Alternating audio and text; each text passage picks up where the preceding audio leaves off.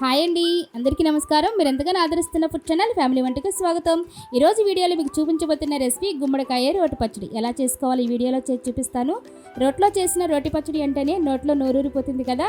ఇక గుమ్మడికాయతో చేసిన రోటి పచ్చడి అంటే పాత రోజులు గుర్తుకు వచ్చేస్తాయి. ఇక ఈ పచ్చడి వేడివేడి అన్నంలోనికి వేసుకు తింటే ఆ కమ్మదనం తిన్నవారు ఎవరు కూడా మర్చిపోరు, అంత బాగుంటుంది. మరి గుమ్మడికాయ ఆరోగ్యానికి చాలా మంచిది, విటమిన్స్ ఎక్కువగా ఉంటాయి.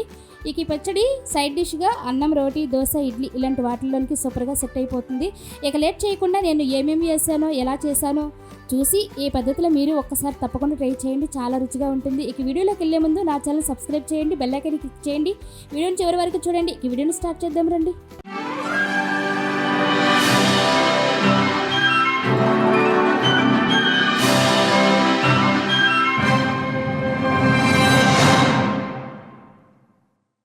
ఇక్కడ నేను పచ్చడి కోసం 2 గుమ్మడికాయ ముక్కలు తీసుకున్నానండి. కాయకాయ అవసరం ఉండదు, ఇలా 2 ముక్కలు అయితే సరిపోతాయి. మనం ఎంత పచ్చడి కావాలనుకుంటే అంత పచ్చడి చేసుకోవచ్చు.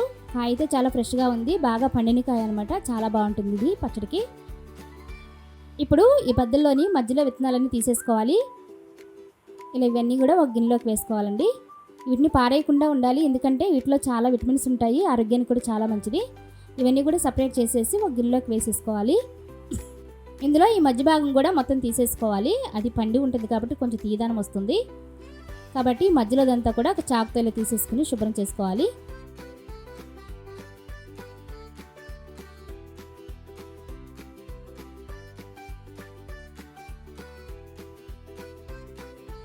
ఈ విధంగా మధ్యలో భాగం అంతా క్లీన్ చేసుకుని ఇలా పెట్టుకోవాలన్నమాట. ఇప్పుడు పై చెక్కు కూడా తీసేసుకోవాలి.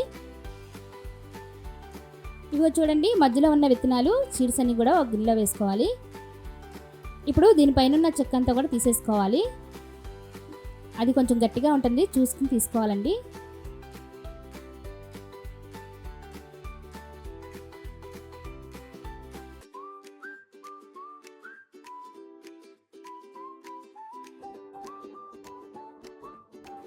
ఇప్పుడు ఇటుపైన ఉన్న చెక్క అంతా కూడా తీసేసుకోవాలి. ఇప్పుడు సన్నగా చిన్న చిన్న ముక్కలుగా కట్ చేసి పెట్టుకోవాలి.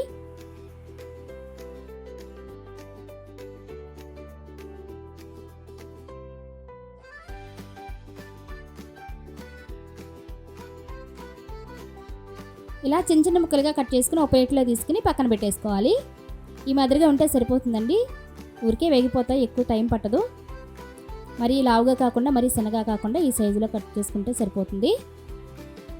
ఇప్పుడు స్టవ్ వెలిగించుకుని ప్యాన్ పెట్టుకుని ప్యాన్ వీటైన తర్వాత ఒక చిన్న కప్ ఆయిల్ వేసుకోవాలి. ఆయిల్ కొంచెం వీటైన తర్వాత ముందుగా చిప్పి పెట్టుకున్న ఎండుమిర్చి ఇందులోకి వేసుకోవాలి. ఎండుమిర్చి ఎందుకు చిప్పి వేసుకోవాలంటే అందులో ఉన్న విత్తనాలు బయటికి రావాలండి, అప్పుడే అవి వేగినప్పుడు చాలా బాగుంటుంది, అందుకని చిప్పి వేసుకోవాలి. ఆయిల్ కూడా ఎక్కడ ఎక్కువ వీట్ అవ్వకూడదు, ఎందుకంటే మిరపకాయలు వేసిన వెంటనే మాడిపోతాయి కాబట్టి కొంచెం వేగిన తర్వాత, కొంచెం ఆయిల్ వీటైన తర్వాత మాత్రమే ఈ విధంగా వేసుకుని వేయించుకోవాలి. ఇలా దోరగా వేగంగానే ఒక ప్లేట్లోకి తీసేసుకోవాలి. ఎండుమిర్చిల విత్తనాలు చూడండి ఎంత దోరగా వేగినాయో, ఇలా వేయించుకోవాలి. కాయకాయతో ఉంటే లోపల విత్తనాలు వేగవు కాబట్టి ఈ విధంగా బయటికి తీసి వేయించుకుంటే చాలా బాగుంటుంది. అదే ప్యాన్లోనికి ముందుగా తీసుకున్న గుమ్మడికాయ విత్తనాలు ఇందులోకి వేసి వేగనివ్వాలి.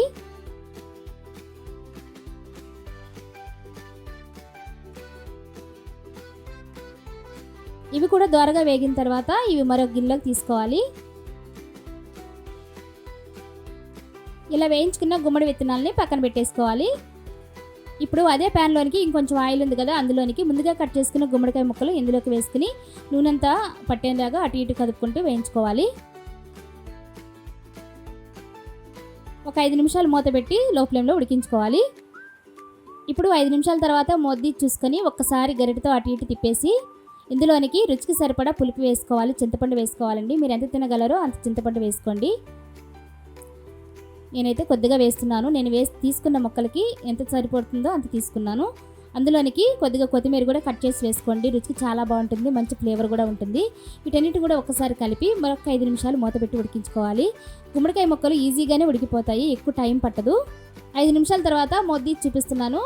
గుమ్మడికాయ ముక్క అంతా బాగా మెత్తబడిపోయింది, చూడండి ఎలా మిల్ట్ అయిపోయిందో, ఊరికే మగ్గిపోతుంది, ఎక్కువ టైం పట్టదు. ఇలా ఉంటే సరిపోతుంది, స్టవ్ ఆఫ్ చేసుకోవచ్చు. ఇప్పుడు రోల్ శుభ్రం చేసుకుని ఇందులోనికి ముందుగా ఫ్రై చేసి పెట్టుకున్న గుమ్మడి విత్తనాలు వేసుకోవాలి. అలానే 1 టీ స్పూన్ జీలకర్ర, రుచికి సరిపడా రాళ్ళుప్పు వేస్తున్నాను. రాళ్ళుప్పు వేసుకుంటే తొందరగా నలిగిపోతుంది దంచినప్పుడు. ఇలా మెత్తగా దంచుకోవాలి.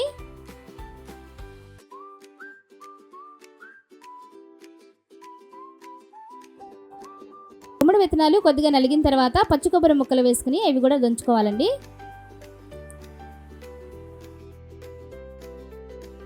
ఎందుకంటే పచ్చి కొబ్బరి వేసుకుంటే అక్కడక్కడ మనకు తగులుతున్నప్పుడు పచ్చడి చాలా బాగుంటుంది. ఈ విధంగా కచ్చాపచ్చగా దంచుకోవాలి.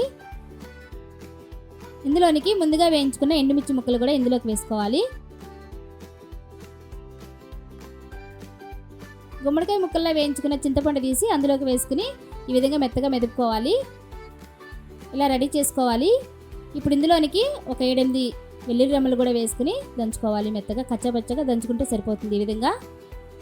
ఇప్పుడు ఫైనల్గా మనం గుమ్మడికాయ ముక్కలు కూడా వేయించుకున్నాం కూడా అవి కూడా వేసుకుని పచ్చడి చేసుకోవాలి. వాసన అయితే గుమగుమలాడిపోతుంది. ఈ ఊరికే నలిగిపోతాయి, ఎక్కువ లేటు పట్టదండి, తొందరగానే మెదిగిపోతుంది. ఇదంతా ఒకసారి రెడీ అయిన తర్వాత ఒకసారి ఉప్పు చెక్ చేసుకోవాలి. నాకైతే 1 టీ స్పూన్ సాల్ట్ పడుతుంది. నేను రాళ్ళుప్పు వేసి మళ్ళీ ఒకసారి పచ్చడి అంతా కూడా రెడీ చేస్తున్నాను. ఇప్పుడైతే ఫైనల్గా గుమ్మడికాయ రోటి పచ్చడి అయితే రెడీ అయ్యిందండి. ఈ విధంగా ఉంటే సరిపోతుంది. దీన్ని ఒక ప్లేట్లోకి తీసేసుకోవాలి.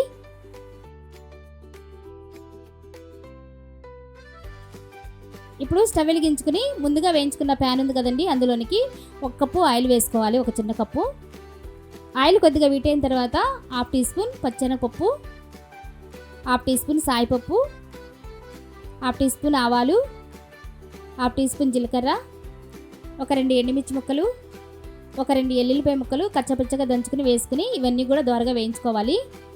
ఎందుకంటే తాలింపు మాడిపోకముందే వేసుకోవాలండి ఇవన్నీ. నూనె ఎక్కువ ఆయిల్ వీటెక్కితే తొందరగా మాడిపోతాయి కాబట్టి ఆయిల్ వీటయ్యే కొద్దికి తాలింపు వేగుతుంది. ఈ విధంగా లో ఫ్లేమ్లో పెట్టుకుని వేయించుకోవాలి. ఇప్పుడు చిటికెడు ఇంగువ వేసుకుని దాన్ని కూడా వేగనివ్వాలి. ఇప్పుడు కొద్దిగా కరివేపాకు వేసుకుని దాన్ని కూడా తాలింపు చక్కగా వేగనివ్వాలండి. మంచి గుమగుమగా వాసన వస్తుంది. తాలింపు గింజలు ఎక్కువగా ఉంటేనే చట్నీకి చాలా బాగుంటుంది పచ్చడికి. ఇలా వేయించుకున్న తాలింపు అంతా ముందుగా చేసుకున్న పచ్చడిలోకి వేసేసుకోవాలండి. ఇప్పుడు ఈ తాలింపు అంతా పచ్చడికి పట్టించేయాలి. నేను తీసుకున్న గుమ్మడికాయ ముక్కలకి తీసుకున్న ఎండుమిర్చికి చక్కగా సరిపోయిందండి. ఉప్పు కారం పర్ఫెక్ట్గా సరిపోయింది. చాలా బాగుందండి రుచి. మీరు కూడా తప్పకుండా ట్రై చేయండి. చాలా బాగుంటుంది. చాలా ఈజీగా చేసుకోవచ్చు. రోట్లో చేసింది కాబట్టి ఇంకా బాగా రుచి వస్తుంది దీనికి. అంతేనండి, ఇలా సింపుల్గా హెల్తీగా టేస్టీగా గుమ్మడికాయ రోటి పచ్చడి రెడీ అయిపోయింది. మీరు కూడా ఇంట్లో తప్పకుండా ట్రై చేయండి. ఎలా వచ్చిందో కామెంట్లో చెప్పండి. వీడియో నచ్చితే లైక్ చేయండి. ఇంకా ఇలాంటి సూపర్ రెసిపీస్ కోసం మా ఛానల్ సబ్స్క్రైబ్ చేయండి. మీ ఫ్రెండ్స్కి ఫ్యామిలీ మెంబర్స్తో షేర్ చేయండి, మర్చిపోవద్దు. ఇంకా తర్వాత వీడియోలో సరికొత్త టేస్టీ రెసిపీతో మళ్ళీ కలుద్దాం. Thank you for watching.